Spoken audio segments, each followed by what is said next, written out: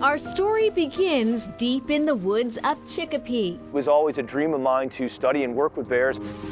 Dave Wattles is the lead black bear biologist for the Massachusetts Division of Fisheries and Wildlife.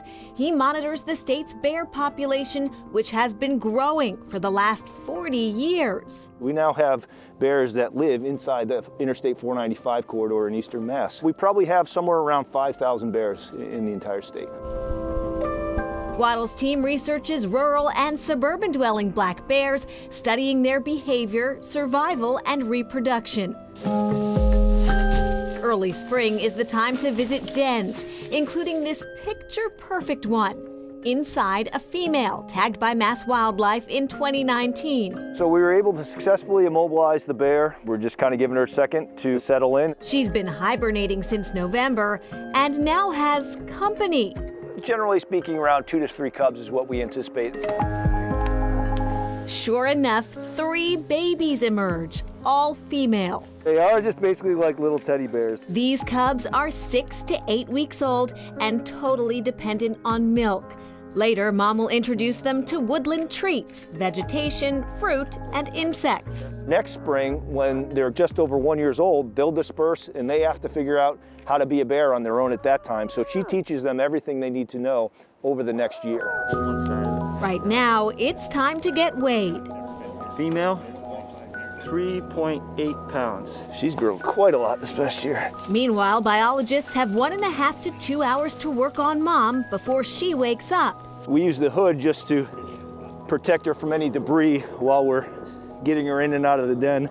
They download data off her adjustable collar equipped with a tracking device. It'll take about a minute or so. In the past, this particular bear has been bold. But we know that this female, after she emerged the den last time, crossed the Mass Pike over a dozen times. Vehicle collisions are a large source of mortality for them. If they stay safe, Wattles says some black bears live into their early 20s. She's in really good condition. Our forested bears are, generally speaking, for females, less than 200 pounds. Whereas in suburban areas, they can easily be 220, 250 pounds. Bears, explains Wattles, are smart and adaptable as well as opportunistic eaters who can smell food from miles away. Unfortunately, they then also take advantage of all the human-associated foods we have in our homes and neighborhoods. If you feed birds and you have a bear coming to your bird feeder, please stop. We want them using the natural foods, using the natural landscape in Massachusetts and not causing conflict. Hard to believe that all of Massachusetts was once bear country. It was also almost all forested. When European colonists came, we converted much of the land to farmland. Bears were hunted for food, they were hunted for their fur, and also as pests and competitors and threats to people. And we only had a very small remnant population in the northern Berkshires.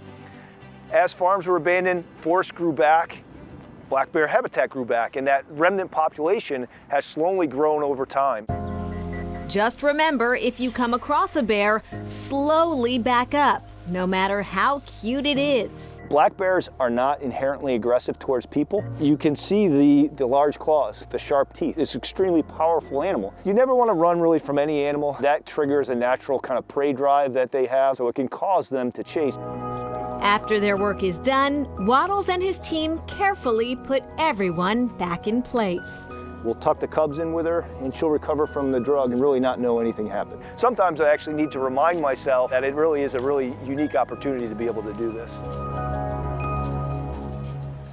Dave Wattles tells us that bears den in a wide variety of places, next to the root of a fallen tree or even in some thick brush or a debris pile. After a cub turns a year old, the mother will leave the cub. But because bears have such a powerful sense of smell, they sometimes follow the mother, and she has to be, a little aggressive to say, nope, you're on your own now. Still, mama bears sometimes cede part of their territory to their offspring, which can be a huge advantage because the young bears know where to find food in that area. Coming up, puppy love.